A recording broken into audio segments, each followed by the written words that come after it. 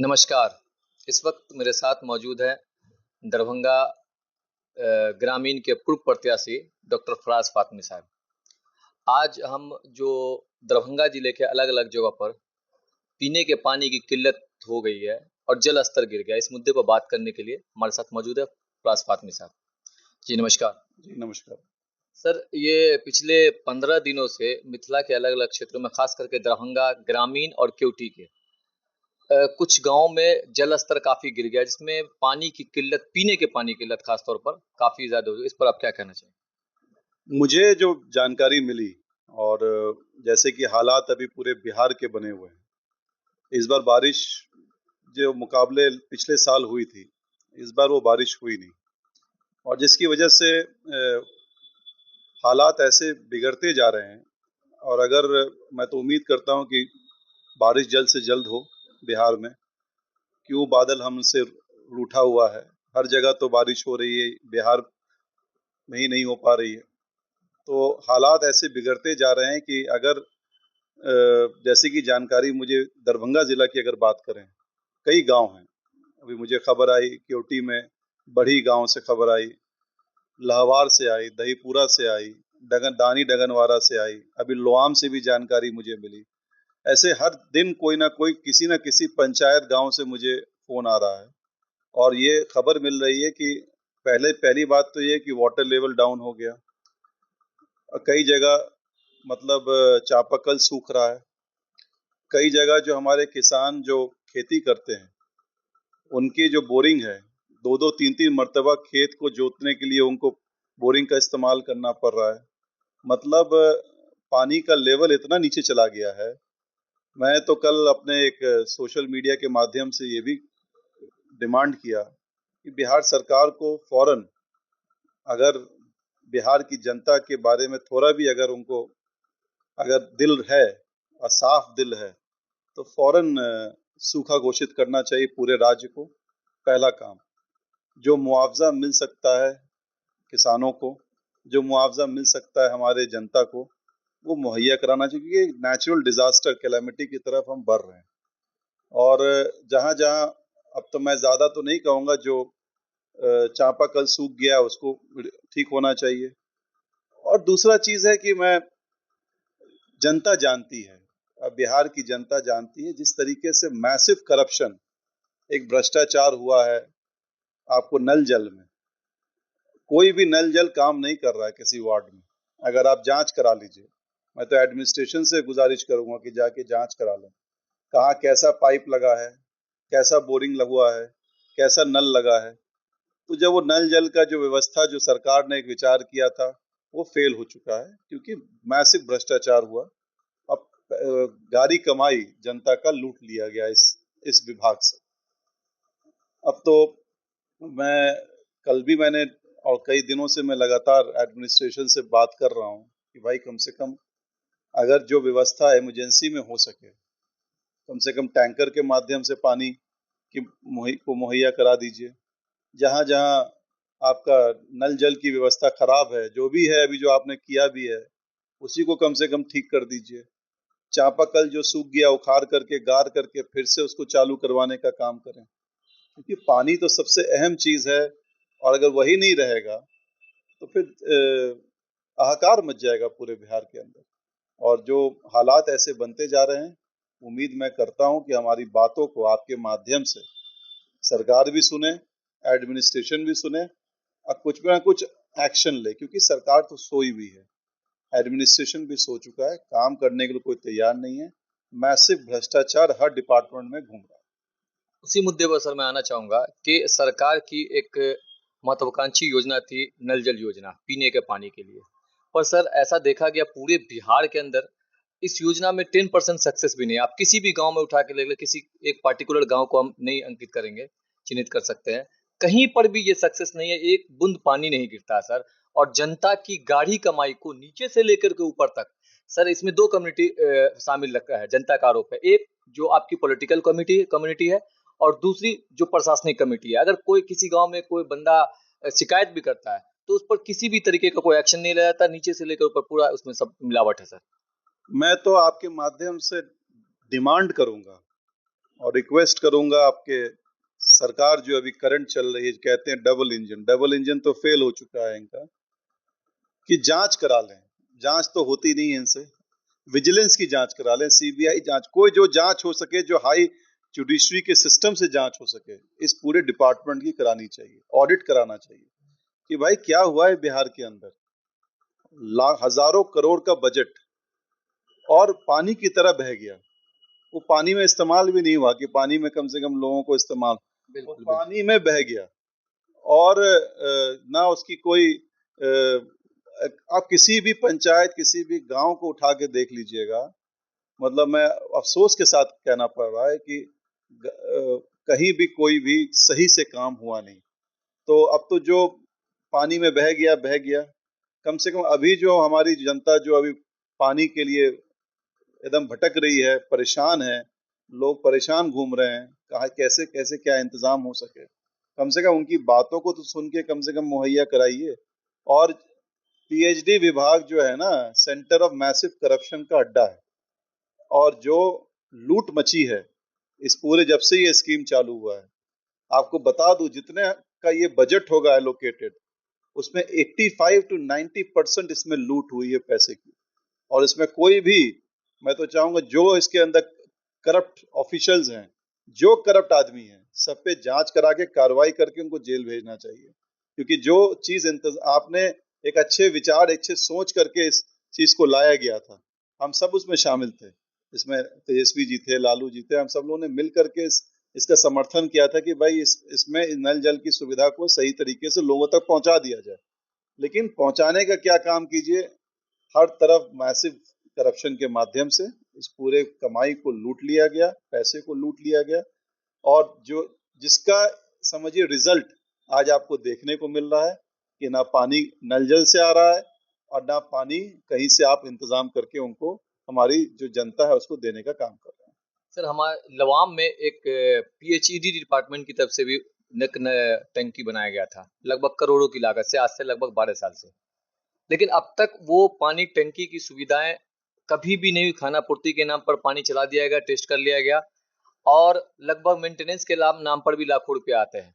और इसमें भी काफी करप्शन बना हुआ, और वो भी सिस्टम शुरू नहीं हो चुका हमारे गांव में। इस पर क्या कहेंगे पीएचडी डिपार्टमेंट? अब पीएचडी डिपार्टमेंट के बारे में मैं ज्यादा क्या कहूँ, बोलना भी तो थोड़ा अफसोस होता है जब इनके सरकार के विधायक ही धरने पे जाकर के बैठे हों, उनकी बात को कोई सुनने को तैयार नहीं है, एग्जीक्यूटिव इंजीनियर भाग गए। तो अब ये दर्शाता यही है कि विभाग के अंदर कोई भी जनरल पब्लिक के बात को सुनने को तैयार नहीं बैठा हुआ है। अब वो लाखों रुपए का आपका बन गया टैंक, लाखों रुपए उसमें इस्तेमाल हो गए, अब वो चालू नहीं है।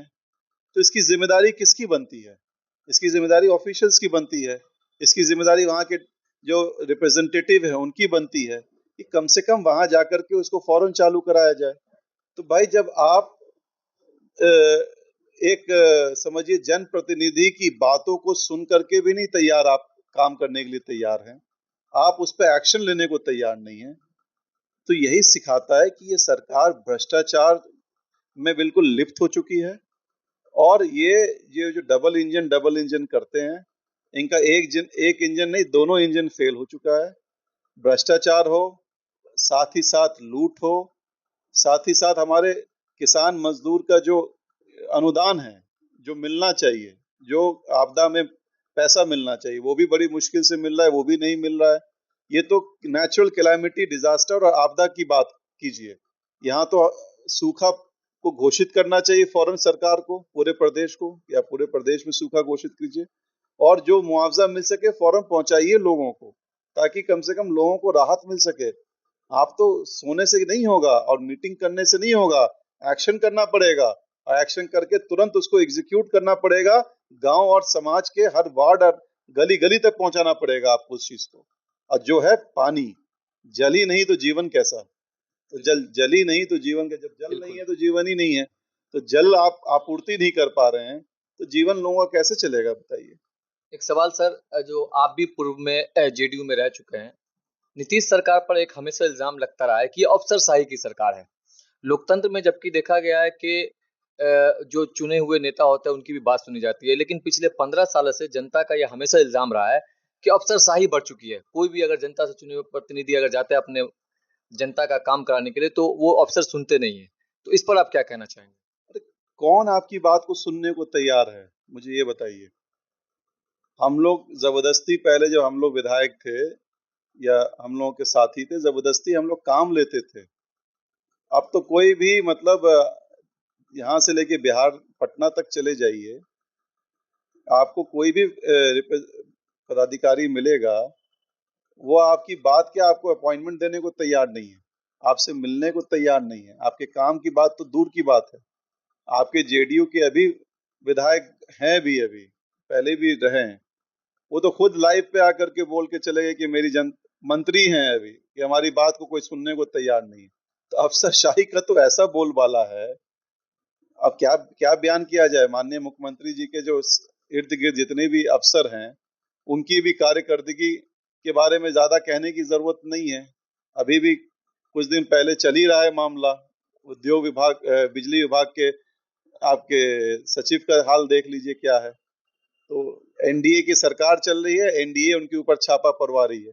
तो भाई अच्छी बात है, शायद कैसी सरकार चल रही है, कैसा दोस्ताना है और कैसी मोहब्बत है, यही दर्शाता है। क्या लगता है सर, ये डेमोक्रेसी है या ऑटोक्रेसी की तरफ जा रही है? ये ऑटोक्रेसी की तरफ बढ़ चुका है, डेमोक्रेसी कहाँ है? ये तो एक समझिए, केंद्र में भी एक अपाहिज सरकार चल रही है। दोनों दोनों, एक बिहार चला रहा है और एक आंध्रा चला रहा है।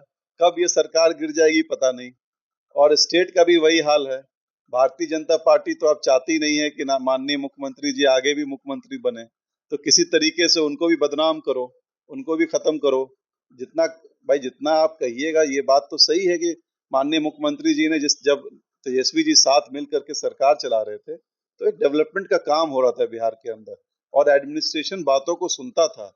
जब जनता जाती थी बीडीओ, ब्लॉक या सीओ के यहाँ, तो बातों को सुना जाता था। आज तो आप देख लीजिए ब्लॉक का क्या हाल है, थाने का क्या हाल है।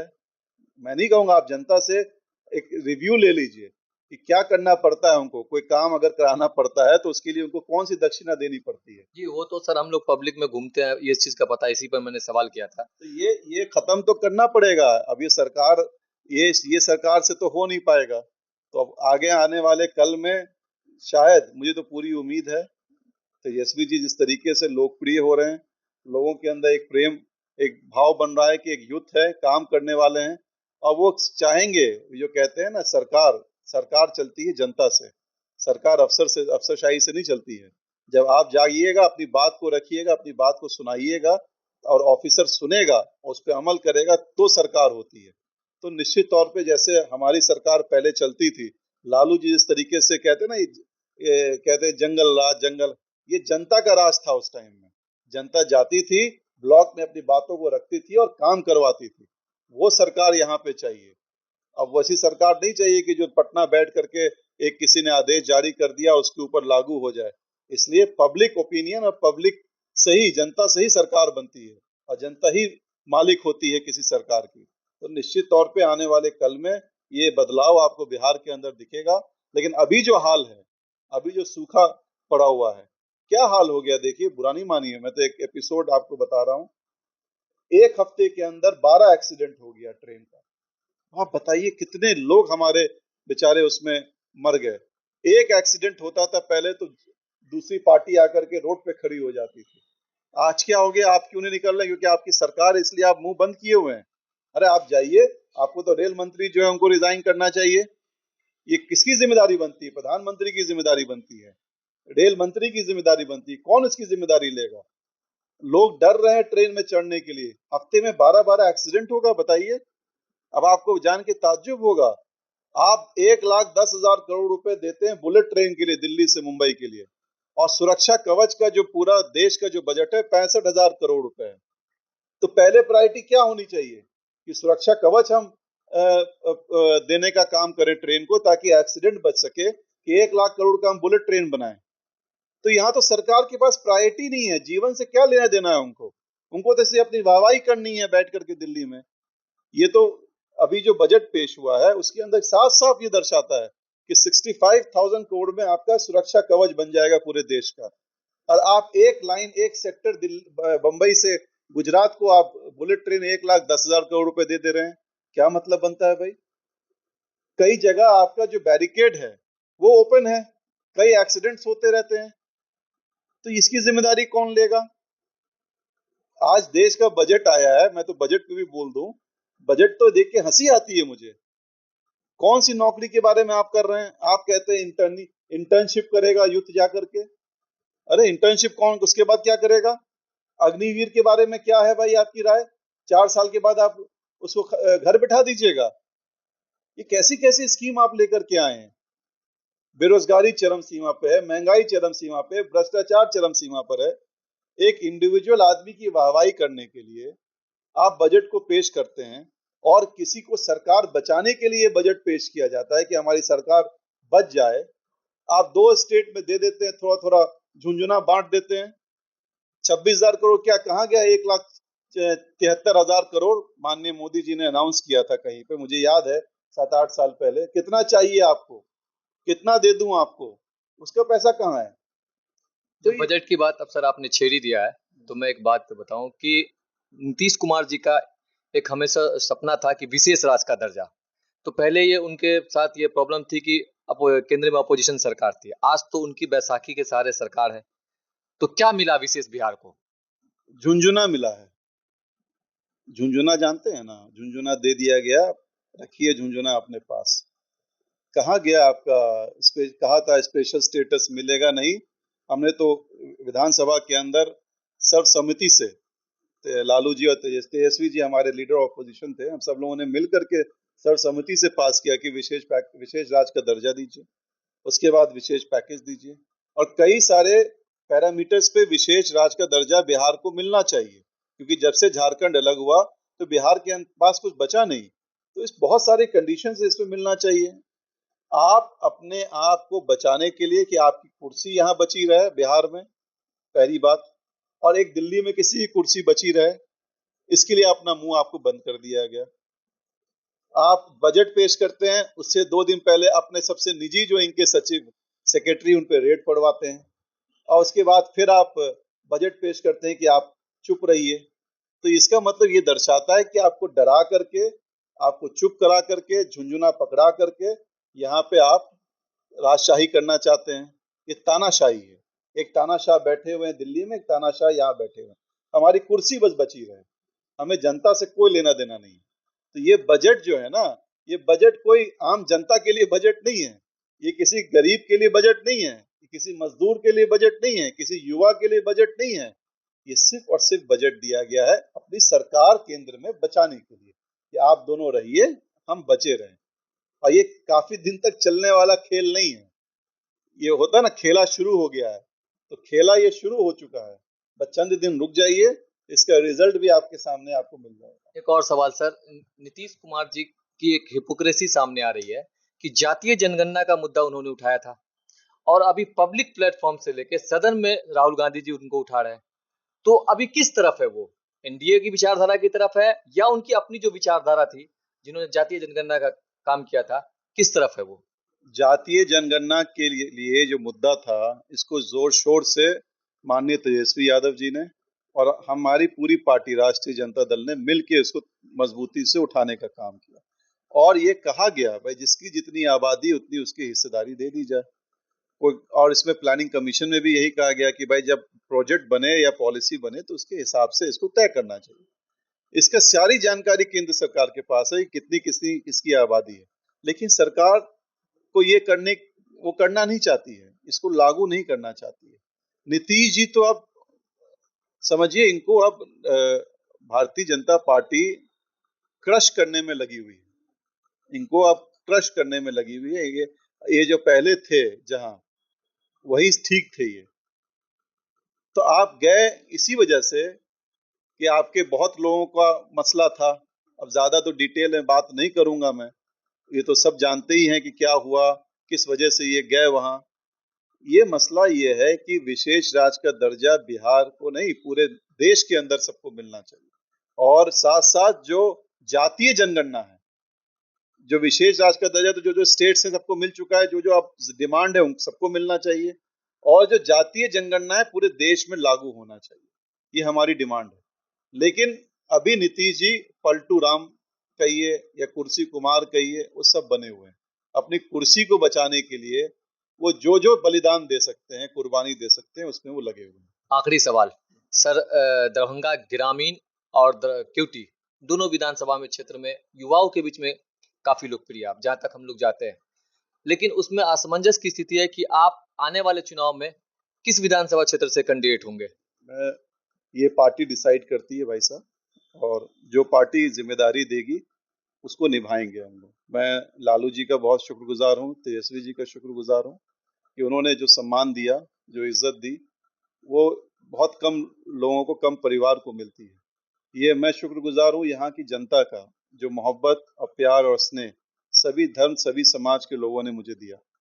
अब जहां तक बन पड़ेगा खिदमत करूंगा, बाकी ऊपर वाले पे मैं छोड़ता हूँ, और जो जिम्मेदारी पार्टी देगी मैं उसको निभाऊंगा। तो जगह धन्यवाद। अभी कुछ नहीं है, मेहनत करना है। पूरा दरभंगा मेरा है, पूरा मधुबनी मेरा है, जहां बोलेंगे वहां काम करूंगा। बिहार के जिस कोने में बोलेंगे तेजस्वी जी हमारे लीडर, जहां कहेंगे वहां जाऊंगा, वहां काम करूंगा। धन्यवाद। तो ये थे माननीय डॉक्टर फराज फातमी साहब, जिन्होंने खुलकर जो वर्तमान स्थिति है बिहार की सरकार की या सूखाग्रस्त इलाके की, इस मुद्दे पर बात किया, और आने वाले दिनों में इनकी जो पार्टी का क्या लक्ष्य है उनके ऊपर भी उन्होंने बात किया। इसके साथ ही VOI न्यूज़ 24 के साथ मैं मोहम्मद रैबर, नमस्कार, आदाब, जय हिंद, जय बिहार, धन्यवाद।